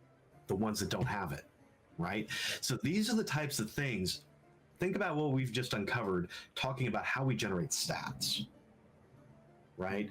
And then, of course, you got the standard array. These are the people who a lot of times need a sense of structure. They don't want to have to plan. They don't want to have to take risks. They just want to know what they're dealing with and move. So what you're going to see is a lot of people with certain things, ADHD, ADD, maybe people in various levels on the spectrum that need a more black and white, rules as written type of structure, are going to gravitate a lot towards that. Right? So a lot of this can tell you a little bit about how the person's brain works by simply how they go about generating their stats. Okay, so now you've got your stats. Okay, so based on your stats, or actually, you know what? forget basing it on the stats. Okay. You've got your stats where you're going to put them. What class are you going to choose? That was actually going to be my next question. Is there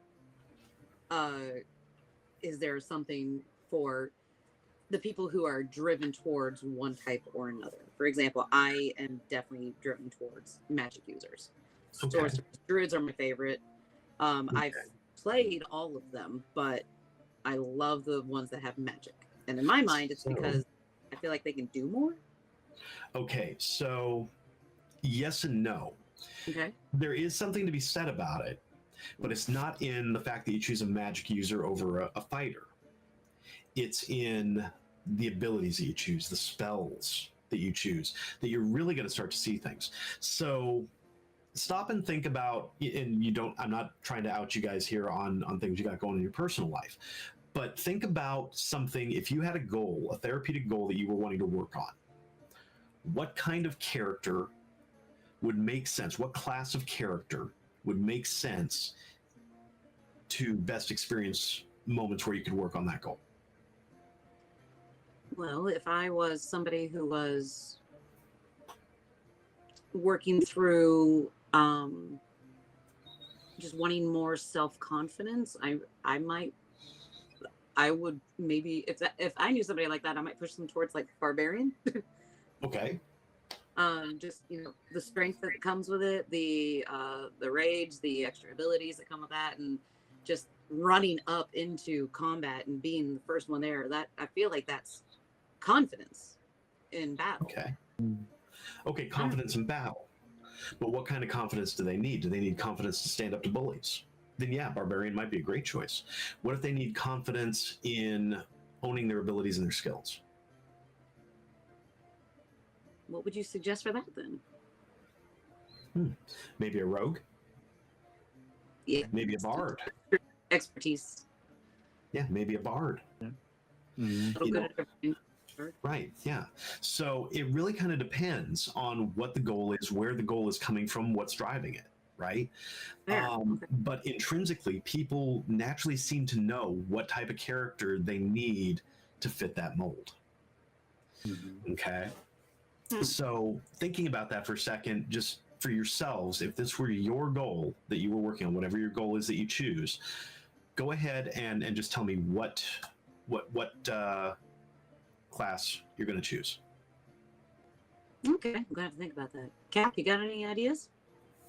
Well, so the idea of rolling my stats and then rolling them in order, partially in this instance, is the idea of then I have now two directions I can go.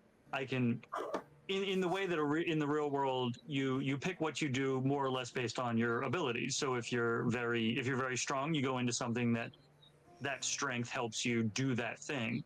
So now I've rolled, my highest stat was a 16 in dexterity.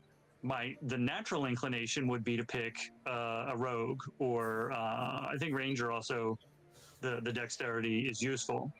Mm-hmm. But then on the other hand, there's the idea of a character who wants to do something they're not actually very good at. And to me, that idea, so his lowest score, and I say the lowest score was wisdom. And so the idea that interestingly, those stats actually line up really well for a ranger, because those are the two high stats.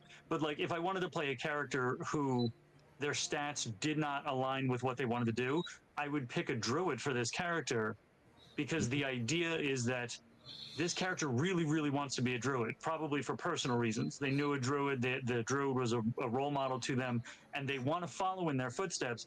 Their natural abilities don't align with that, and they don't care. Mm-hmm. The other direction is to say, well, my natural ability is in dexterity, so I'm going to be a rogue, because then I'm going to be able to, that's the thing I'm going to be able to do the best. Right. So in this instance, we're not looking just at the stats as a way of, okay, well, I rolled in order, so this is what makes sense. This is about what works for you based on your goal. What are you actually trying to work on? I would pick a ranger with this one, because it actually, weirdly, it does both. It does. It does. And that makes perfect sense, right?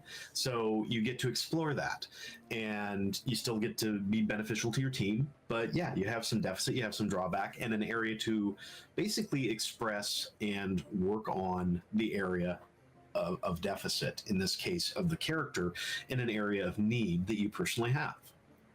Okay, so we figured that out. Okay. Now, species. And yes, I've been using species long before Wizards decided that that was going to be their term, just because it takes a lot of connotations out of the conversation. Yep. But really, let's face it, this is pretty. This is flowery. So this part in particular really just comes down to how you see yourself embodying this character. So if you're working on this goal and you're building this type of character, barbarian, ranger, whatever it is you're doing, what makes sense? How do you see yourself species wise in embodying that character? What just speaks to you?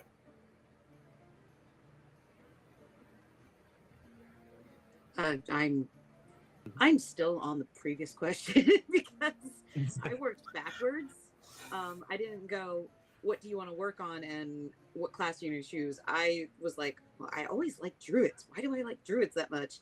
And I was breaking it down to, okay, I know I go through depression. I have been diagnosed with anxiety, ADHD. I have major imposter syndrome. I have low self-esteem. I'm just going through the list of things that are, in my life. And I'm like, what one is it? And then I realized it was, I think, and I could just be reading this wrong, but I don't feel comfortable in my own skin. Not like in a transgender sort of way that I've heard people saying that phrase, but in like, I don't know how to express myself in certain ways. And sometimes that can make me feel trapped. But if I could change forms like a druid and become something different and something that fits the need of the situation, I feel like that aligns well with what I've learned I've been doing all my life, which is masking. Yeah. So basically what you're saying is you're putting all your value into what you can provide for others while being completely uncomfortable in your own skin. Yeah. that. Gee, which species did we just very clearly define right there? Changeling druid. Changeling. Okay, now you described a changeling.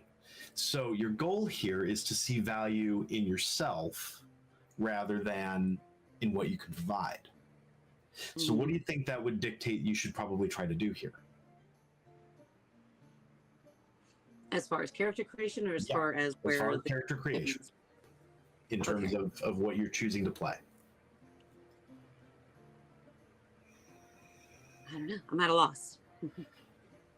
Maybe try something that puts you in the spotlight, that makes you see your own value rather than the value you provide to the rest of the party. That just made me nervous, so I think that you hit it on the button there. You said put you in the spotlight, and I went, no. Well, you see, what the hell is wrong? And this is a symptom of that imposter syndrome you were talking about that we all have, right? Yeah, so that's the next place that we would start. And again, this isn't to make people uncomfortable, but it's to get them to really think about this character, how they're embodying it, what they're working on in this space, right? So we go through the rest of this process. We've got our basics. We know what we look like. We know what our stats are. We know what we're going to play. Now we think about the backstory, the personality traits, the ideals, the bonds, the flaws, all of those pieces. Now, if you ever notice, when you go through, and especially if you choose from the static lists and you don't, just come up with all of your own, which, by the way, is where you're going to be the most vulnerable, because almost every one of them is going to be a reflection of yourself. Just going to put that out there. Don't believe me, go back and check the characters where you've written all of your own stuff, and you're going to see exactly what I just mentioned. But even when you're choosing from the static lists, you're going to find that one thing, almost invariably, that one thing that you have to pick, right? And it's going to be probably that one thing that ties you to this character, no matter how disparate this character is from who you are. There's going to be at least one thing there that ties you, and it's going to be one of these, guaranteed. So once you choose your background is great, but that's really just flavor. Right. Usually there can be some little tie-ins there, but really the background is really, at least in 2014, is a little more mechanical in nature. We'll see what 2024 brings along. I've heard good things, but I haven't had a chance to look at it yet. But yeah, then you choose those, and this is where we kind of lean into the role play piece, right? This is the meat of who this character is, and a lot of times this is what kind of informs our backstory. We're the folk hero kid from the local village who beat off the big bad wolf. Okay, what are our personality traits that we've obtained growing up? Okay, how did we obtain them? Now we've got our backstory. Again, depending on how many of these traits you've chosen that are similar to who you are, start to watch your own childhood unfold on a piece of paper. Or at least a fantasy version of it. Right. And then we get down to the basic mechanics, the weapons, the armor, the spells. And, these sound like just mechanics and flavor, right? This is how we interact in the world. So tell me, mechanically speaking, what's the benefit, especially for a ranger, for instance, who has a high dexterity? What would be the benefit in taking a whip as a primary weapon? It's a little more up close than typical ranger weapons, supposed. Okay, so it's up close. I was gonna say it's got reach, so you're not. I think it's a 10-foot, right? So you're close. You're close enough to do damage in that way, but not too close to necessarily receive damage back from melee. All right. Any other mechanical benefits to it? Being able to manipulate the enemy, because can't you with whips also do like trips or pull them forward or things like that? Absolutely. And it's one-handed. But here's the thing. It's one of the handful of a few 1d4 weapons, right? Right. 1d4 damage. Now, why would I want 1d4 instead of a d8 with a rapier? If you didn't want to hurt, you just if you were attempting to startle the enemy, take the enemy down, but not, kill them. Non-lethally injure. Yeah. Okay. Non-lethally stab. Okay, so yes, this could lead to someone, and again, these are where questions come into play when we do the character build.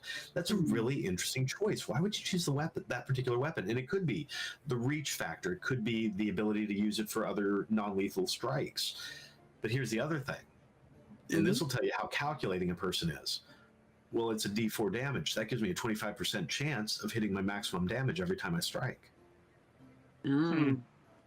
Right? Josh comment said because you want to fine-tune your damage and go for a more control aspect. Yeah. There you go. And then, especially as a ranger, you start adding things on like Hunter's Mark, or doubling down and doing Thorn Whip alongside it. All of a sudden, that D4 looks a lot uglier. Hail of Thorns, and it's potentially a utility weapon because you can use it for non-combat purposes. Absolutely. So now you're starting to get into understanding how the person's mind works, right?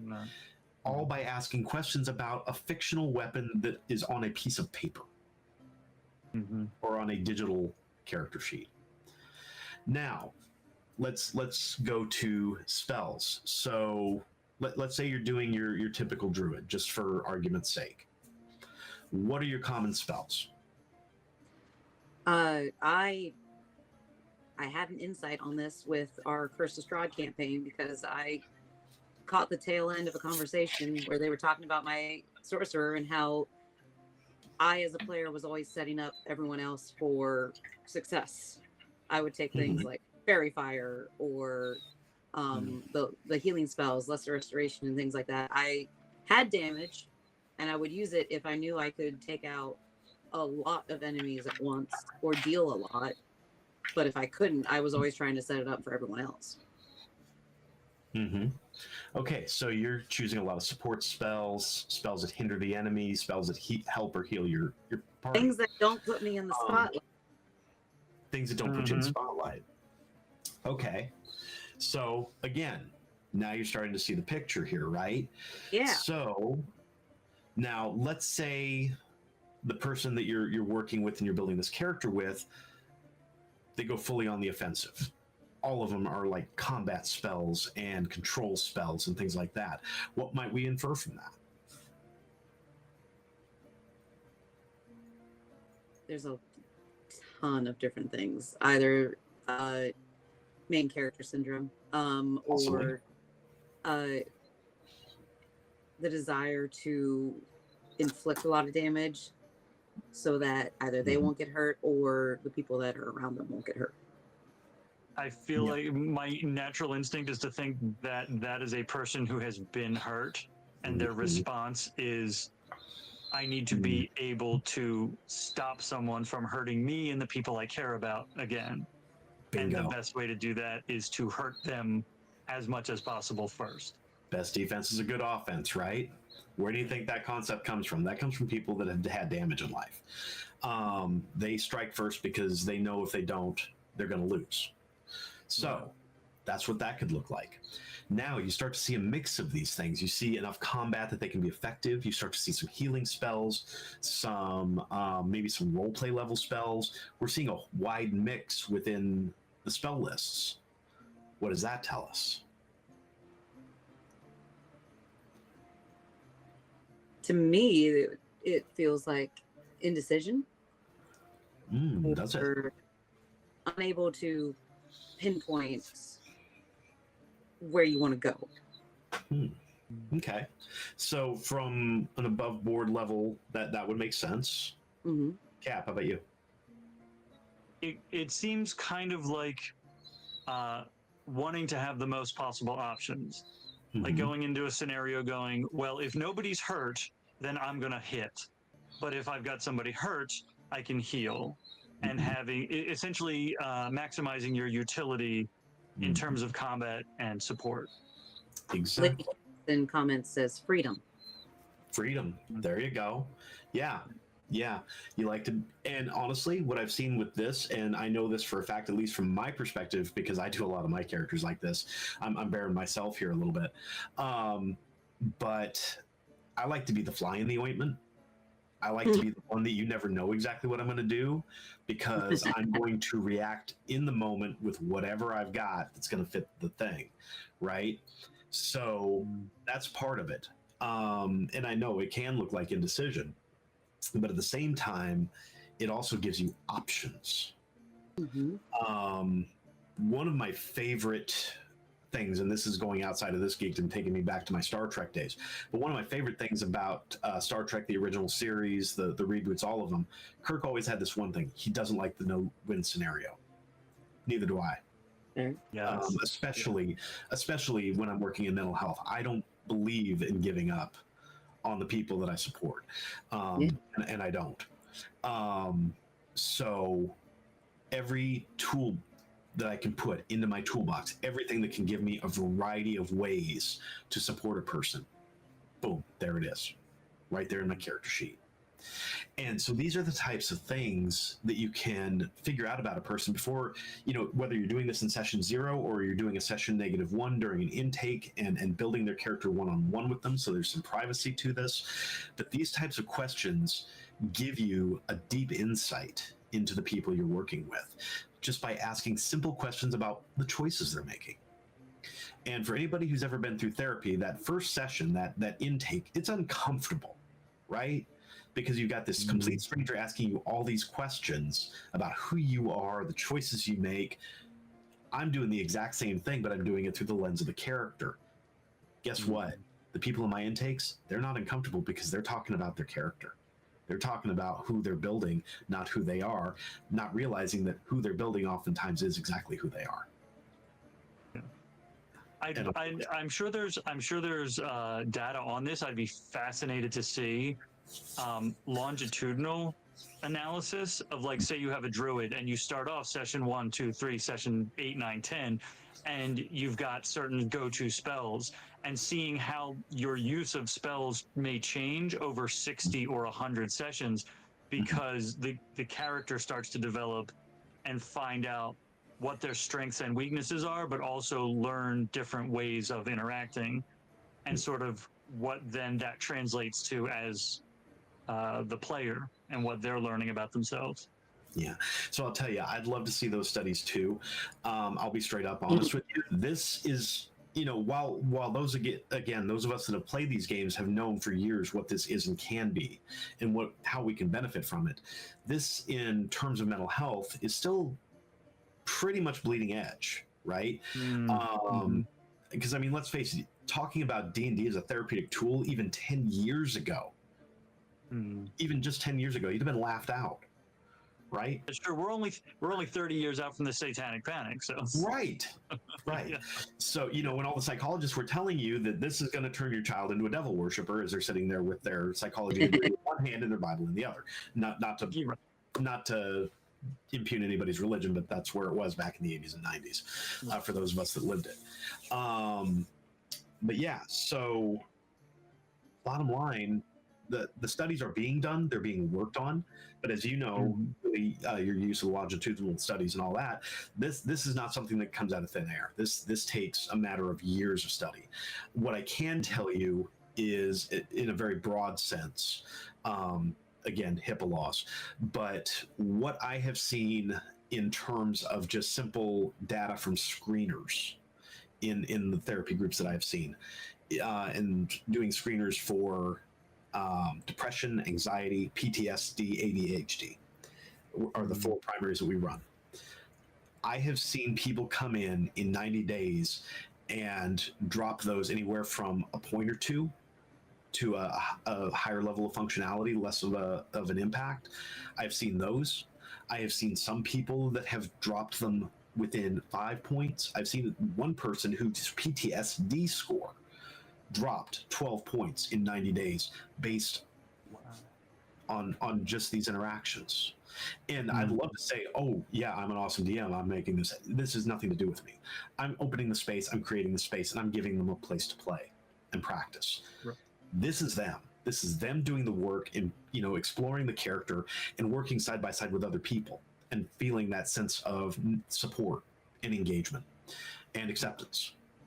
And that's really the key piece of what we do here is give the space for people to direct their own healing through this. That is an amazing stopping point. What an amazing triumph for that person. I agree, Lady Cass. That's amazing. I'm just looking at chat. Amazing. Hearts, amazing. Just that's a great stopping point as we're approaching 11 here. I want to ask one more time for Nick. What do you suggest for people who are now interested in maybe taking this as a therapy session, or maybe signing up for one of your courses? What can you give me the basics of the course?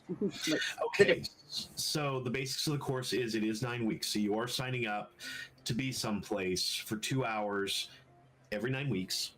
Or every week for 9 weeks, excuse me. Sorry, it's 11 o'clock here too. But yeah, you're expecting to be there for 9 weeks on that day during a 2-hour stretch. You were expected to come in. You were expected to have watched the videos, kind of come in with some sense of what we're going to be discussing, engage in discussion. Throw your own ideas out there. A lot of how I instruct my courses is very much how we walked through these character builds today. It's a back and forth. It's a conversation. I've always found that people just learn better that way. So that is usually the first hour, and then come in willing to play and bring your A game to that plate. Do the silly voices. Be willing to engage. And be willing to explore yourself a little bit while you're doing this, because this really is kind of what we do, or what people do that go into therapy, become therapists, is an opportunity to understand what you're going to be doing with and to and for other people.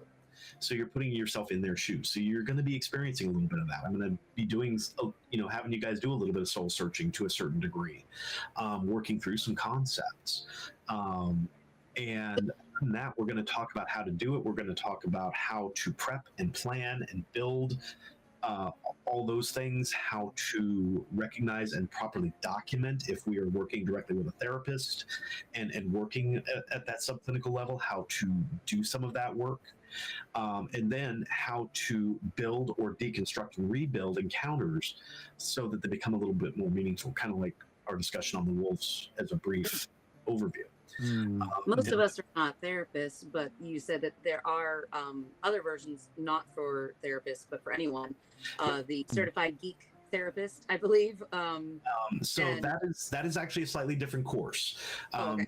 The TGM course, and the course is the same. So you might find yourself a DM in a course with therapists. But here's the thing: a lot of those therapists don't always come with a D&D background. So everybody's learning from each other. Just like a therapy group, everybody's supporting each other with their strengths. So again, we're seeing this group mirror, this D&D group mirror in another space yet again. And this is why it works. So yeah, you can work subclinically under a therapist or a psychologist. That's what I do, and provide that space. And that leaves the psychologist or the therapist there to focus on the more in-depth therapy portions of that and apply it outside the group. So yeah, there's definitely a route there for people who are amazing GMs that care about people, that want to help people. Yeah, this can be a route to that. And if they take this course and they're not working with a therapist or whatnot, are they able to put themselves out there as a DM with these credibilities? So yeah, you would still have credentials. The one thing you would not be able to do is say that you are a therapist. Right. You can say, I am trained as a therapeutic DM. What does that mean? Well, that means that I can run a game that is mindful, that is focused on your areas of need, that is not going to exploit you or exploit your fears, your traumas. We are going to be mindful of those things and still tell a story where you can feel good about it and come out of it, maybe having a little bit better day, maybe, re-energizing yourself, whatever it is. It's not therapy. But you know what? You break a bone, they send you to the pool for rehab. There's no rehab person there. You're just walking back and forth in the pool. You're not under therapy, but what you're doing is therapeutic. That's the difference. Understand. And anyone who's interested in signing up for a therapy session like this would be creating a character very much like what you went through with us? Very, very similar, yes. Do they get to see the side of what we talked about so why are you picking Druid and things like that? Or is that behind the scenes more? So I would still be asking those questions. I'm not going to give them the kind of answers that we discuss here because I want them to look for that themselves. Okay. Right. I want them to answer that for themselves because yeah, I can use this. I can have insights. I can also be dead wrong. Okay. All I'm using is experience and understanding of general behavior. So I can be dead wrong. I would rather that they be able to answer those questions for themselves. Why is this important to me? And maybe they give me an answer, maybe they don't. But at least they have the answers. And that's going to lead them where they want to go already on their own. I love it. All right. Well, thank you everyone who has joined us today for this special episode of Behind the Screen. I'm in an ad campaign right now, so hopefully that goes away. There we go. Hi. My voice is leaving. Wonderful. I get to go rest now. But we have had an amazing discussion. Honestly, I have been talking with Nick since 3 hours ago, and it has just been interesting through and through. Nick, I'm going to obviously want to continue talking to you at some point and have you back on the show if you're willing, because this has been so amazing and so interesting to think about. And we also have the wonderful, my nemesis, Screen Cap, the one who's always saying the puns. Is there something about psychology, if I hate puns, is there something that psychology would say about that? You have a bad sense of humor. It's not, it's overexposure, okay? That's the problem, is overexposure. You're asking someone who's a dad and a grandpa. Come on. Damn it. Yeah. I came up with a new one today. A new one, a character name. Oh, what is it? It's gonna hurt. So it is technically it's a Cheshire Cat type character, and if anybody asks him, "Who are you?" he says, "I am who I am." because his name is HUGHIAMB. What's on second? My head hurts. Okay. That was just a pain. Yes. We're getting a lot of compliments in chat. Thank you, everyone. They're saying what a wonderful show. This has been very intriguing, and I love the fact that we've been able to make this special happen. We will definitely be in contacts with Nick, and who knows, I might be jumping into one of his lessons soon. We'll find out. Glad to have you.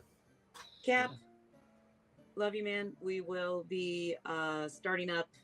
I'll probably see you on Dice Gremlins, not Goblins. Dice Gremlins on a Friday. And we will be restarting the Mountain Mystery campaign soon. If you are not on the Crypt and Cryptids Facebook page or TikTok, please go ahead and join us there, because that's where we will be making those announcements. We love all of our fans and everybody who's been here today. Thank you so much. Thank you so much for Alicia, for your boss joining in and watching. I think she was making sure I wasn't giving away too many company secrets. Oh, yeah. No, can't give too much Thank you away. for paying him for being so amazing. But we are going to wrap up there. Does anyone have any final words that they would like to say? Let's see. Cap, Nick, your website is in the chat and on the screen. Anything you'd like to leave our audience with? Just, we operate all year round. We are always there. We have, if you have time constraints, we have afternoon classes. We have evening classes. We do have trainers that do some weekend classes. So there are classes that can fit your schedule. And therapy group wise, we are also working on getting more TGMs in to meet people's needs with that as well. So hit us up. And if you're looking for a group, whether it's to work through problems, to practice skills, or maybe you just need a little bit of a mental health support, in a place where you can go and feel safe, we're here for you. A D&D game that doesn't get canceled once a week or something, that's worth it to me. That alone. He defeated the BBEG scheduling. Yes. The Lord of Time. That's right. All right, everybody. Thank you for coming. And if you are watching this on YouTube or post, I appreciate the view. We all do. We love you. We are tired. My brain is not working. Always. I will end with my my favorite quote. May all of your rolls be crits. I'm tired. Damn it. I ruined my own motto. May all of your rolls be crits. I rolled in that one. Good night, everybody. Okay.